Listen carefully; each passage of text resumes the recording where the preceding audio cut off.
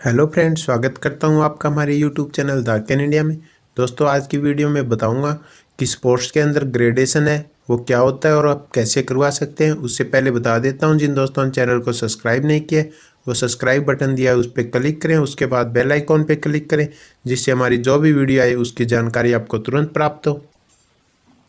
तो दोस्तों, ये है उसकी स्पोर्ट्स की वेबसाइट जिस पे एप्लीकेशन फॉर्म आपको मिलेगा ग्रेडेशन का। तो मैं आपको बता देता हूँ कि खेल कोटा क्या होता है। आप जब भी कोई नौकरी के लिए अप्लाई करते हैं तो उस पर ईएसपी या ओएसपी अदर स्पोर्ट्स पर्सन या एलिजिबल स्पोर्ट्स पर्सन का अलग से पोस्टें दी हुई होती है, उसकी मेरिट भी अलग से जाती है। हमारे ग्रुप डी में जो अभी भर्ती हुई थी उसके अंदर काफ़ी सारे दोस्तों ने जो खेल कोटा का सहारा लिया था इसमें भर्ती होने के लिए, और वो कामयाब भी हुए थे। काफ़ी एक दोस्त है जिनको डॉक्यूमेंट की वजह से एक बार रोक रखा है भर्ती में, उनकी ग्रेडेशन नहीं हुई है। तो मैं बता देता हूँ कि ग्रेडेशन क्या होती है और आप कैसे करवा सकते हैं। तो दोस्तों, ये है वेबसाइट www.haryanasports.gov.in।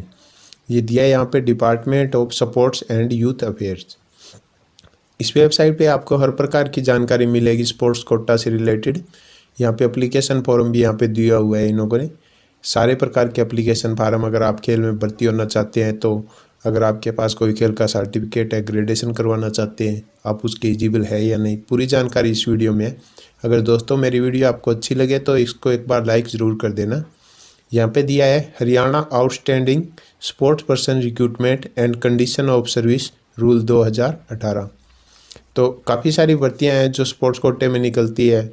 रेलवे में हो गई, हमारे यहाँ जो आर्मी की भर्ती होती है उसमें भी जो स्पोर्ट्स कोटा होता है उसको अलग से स्थान प्राप्त होता है, और एनसीसी भी होती है, उसको भी 1-2 अंक दिए जाते हैं इंटरव्यू में। यहाँ पे है स्पोर्ट्स ग्रेडेशन सर्टिफिकेट नोटिफिकेशन। तो दोस्तों, पहले ग्रेडेशन है वो आसानी से हो जाता था, अभी बड़े मुश्किल से होता है ग्रेडेशन। इसका एप्लीकेशन फार्म भी मैं आपको बताऊँगा आपको कैसे फिल करना होता है। तो आपको क्या है, इसकी वेबसाइट ओपन करनी है, इस पर पूरी जानकारी दे रखी है जिस पे आप हासिल कर सकते हैं। और जो एक पीडीएफ फाइल है मेरे पास जो मैंने इनकी वेबसाइट से ही डाउनलोड किया है, उसमें काफ़ी सारी जानकारी है इसके बारे में, तो उसके बारे में आपको बताऊंगा।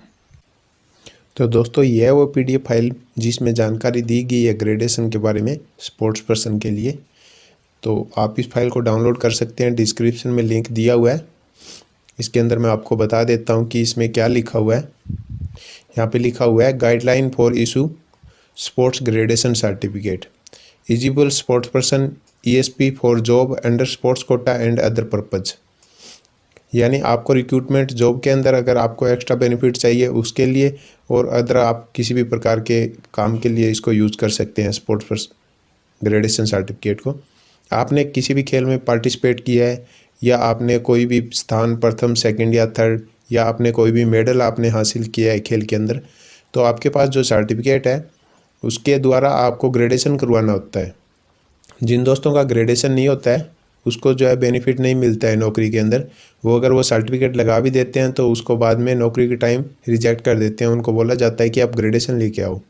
तो आप दोस्तों, अगर आपके पास किसी प्रकार का सर्टिफिकेट है खेल से रिलेटेड और आपका अगर ग्रेडेशन हो सकता है, तो आप जो एप्लीकेशन फार्म भर के ग्रेडेशन करवा लें उसका। इसके बारे में इस वीडियो में जानकारी है।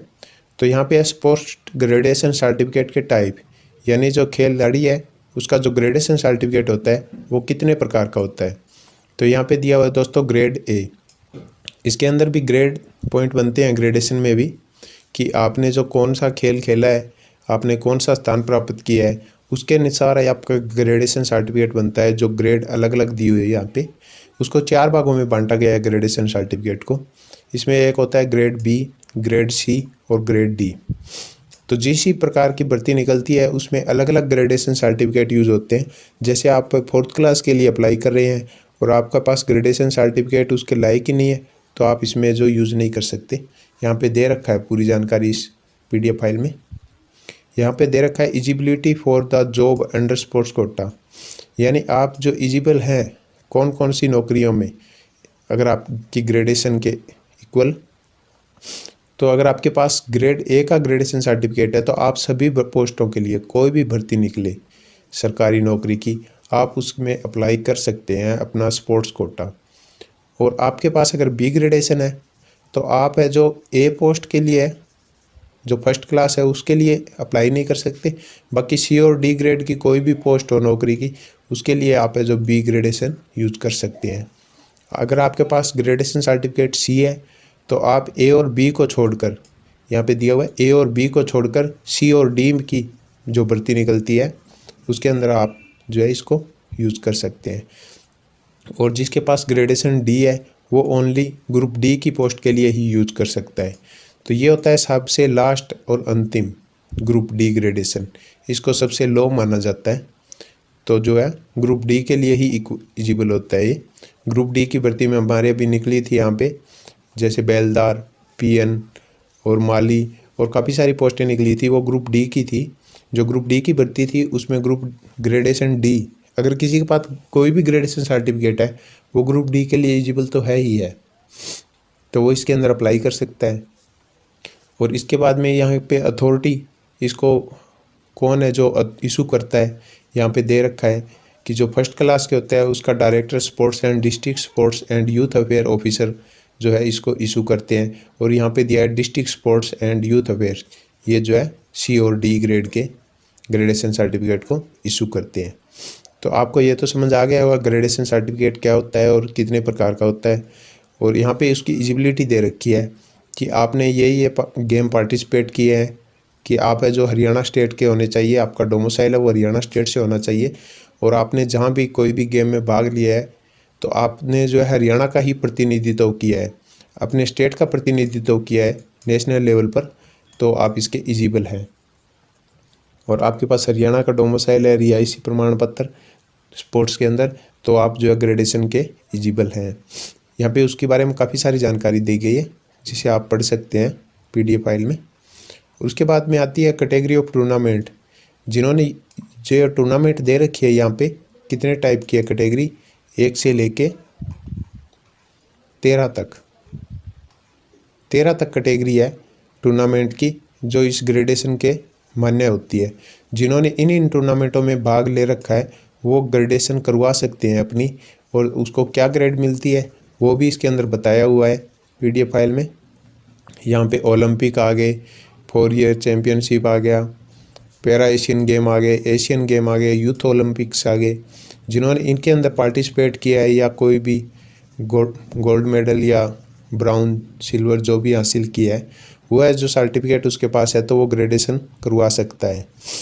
और यहाँ पे दे रखा है कि स्पोर्ट्स ग्रेडेशन सर्टिफिकेट है वो A ग्रेड के लिए होता है, तो उसमें एलिजिबिलिटी क्या होनी चाहिए। यहाँ पे टूर्नामेंट कैटेगरी 2 और वो दे रखी है, ऊपर जो कैटेगरी मैंने आपको बताई थी उसमें आप मैच करवा सकते हैं। B ग्रेड है तो यहाँ पे दे रखा है पार्टिसिपेशन इन टूर्नामेंट कैटेगरी 7 और 9।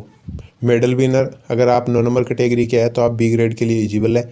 और आपको देखना है 9 नंबर कैटेगरी कौन सी है, तो ऊपर इस PDF फाइल में दे रखा है 9 number category international cricket test day. इसके अंदर आपको क्या है पार्टिसिपेशन 7 नंबर कैटेगरी में है तो भी आप B ग्रेडेशन के लायक है। और आपके पास अगर 9 नंबर कैटेगरी में कोई भी मेडल है तो आप इसके लिए एलिजिबल है। ये आ गया C और ये आ गया D ग्रेडेशन। इसकी एलिजिबिलिटी आपके यहाँ पे दे रखी है कि आप इसके लायक कैसे हो सकते हैं D ग्रेड के लिए। Medal will in any list category, जो ऊपर 13 कैटेगरी दे रखी है उनमें से अगर आपने किसी में भी मेडल हासिल किया है तो आप ग्रुप D की ग्रेडेशन के लायक हैं। और ये दे रखा है दोस्तों कि आपने अगर गेम में पार्टिसिपेट किया है 25% हिस्सा अगर आपका गेम के अंदर है तो ही आप ग्रेडेशन के लायक हैं। जैसे एक्स्ट्रा खिलाड़ी में साथ में रहते हैं आप, जैसे कबड्डी प्लेयर में 2-3 खिलाड़ी एक्स्ट्रा रहते हैं और वो खेलते नहीं हैं तो उनका ग्रेडेशन नहीं किया जाता। यहाँ पे दे रखा है कि खिलाड़ी है वो एक्टिव प्लेयर होना चाहिए, अगर एक्टिव प्लेयर है तभी उसको ग्रेडेशन मिलेगा और उसको 25% उसका हिस्सा होना चाहिए गेम के अंदर। और जानकारी इसके अंदर बता रख देता हूँ आपको, ग्रेडेशन का फार्म आप कैसे अप्लाई कर सकते हैं। तो ये है दोस्तों स्पोर्ट्स ग्रेडेशन सर्टिफिकेट के लिए एप्लीकेशन फार्म। आपको क्या करना है, ये फार्म प्रिंट करना है स्पोर्ट्स ग्रेडेशन सर्टिफिकेट वाला, और यहाँ पे अपना सेल्फ अटेस्टेड फ़ोटो लगाना है। फ़ोटो लगा के आपको क्रॉस सिग्नेचर करना है जिससे वो सेल्फ अटेस्टेड हो जाएगा। यहाँ पे आपका स्पोर्ट्स पर्सन का नाम, खिलाड़ी का नाम, यहाँ पर उसका आधार कार्ड का नंबर, मोबाइल नंबर, कौन सी डिस्ट्रिक्ट है उस स्पोर्ट्स पर्सन की, कहाँ से बिलोंग करता है, उसका डोमिसाइल कौन से स्टेट से है, और वो कौन से स्टेट की तरफ से खेला है, ऑर्गेनाइजेशन की तरफ से। और यहाँ पे स्पोर्ट्स के बारे में पूरी जानकारी, best sports, achievement, name of the tournament, month and year, स्थान कहाँ पे टूर्नामेंट हुई थी, ऑर्गेनाइजेशन किसने ऑर्गेनाइज किया था, अथॉरिटी किसने दी थी सर्टिफिकेट जो आपके पास है उसकी, टूर्नामेंट किस टाइप की थी, सीनियर थी या जूनियर की थी, और आपने मेडल कौन सा जीता था इफ एनी इनमें से, गोल्ड, सिल्वर या ब्रॉन्ज, और पार्टिसिपेशन लेवल 25% था या इससे कम था। ये सारी आपको इसके अंदर डिटेल फिल करनी है। यहाँ पे आपको तारीख लिखनी है, यहाँ पर आपका अपना सिग्नेचर होना चाहिए, और ये नीचे दी गई जानकारी है ऑफिस के यूज़ के लिए। तो जो आपके पास कोई भी सर्टिफिकेट है खेल का, आपने पार्टिसिपेट किया है किसी गेम में, जो ऊपर 13 कैटेगरी दी गई थी उनमें से, या फिर आपने कोई भी मेडल हासिल किया था और आपके पास सर्टिफिकेट है, तो उसकी फ़ोटोकॉपी है वो सेल्फ अटेस्टेड फ़ोटोकॉपी इसके पीछे लगानी है और ये आपको भेज देना है। अगर आप इसके एलिजिबल होंगे तो आपका जो ग्रेजुएशन सर्टिफिकेट है वो इशू कर दिया जाएगा department sports youth affair Haryana के द्वारा। और दोस्तों, हमारी वीडियो आपको अच्छी लगी है तो लाइक ज़रूर कर दीजिएगा, अपने दोस्तों को शेयर ज़रूर कीजिएगा, क्योंकि स्पोर्ट्स पर्सन में भर्ती में नौकरी पाना आजकल बहुत ही ईजी हो गया है। तो अगर आपके पास सर्टिफिकेट है तो आप उसका फ़ायदा उठा लीजिएगा, और हमारी वीडियो को अपने दोस्तों में शेयर ज़रूर कीजिएगा। हमारे चैनल को दोस्तों सब्सक्राइब कर लें, क्योंकि जो भी नई गवर्नमेंट जॉब की जानकारी आती है हमारे चैनल पे अपलोड की जाती है। कोई भी रिजल्ट या कोई भी नई जॉब आई है या किसी का एडमिट कार्ड आया है, सारी जानकारी इस पर अपलोड की जाती है।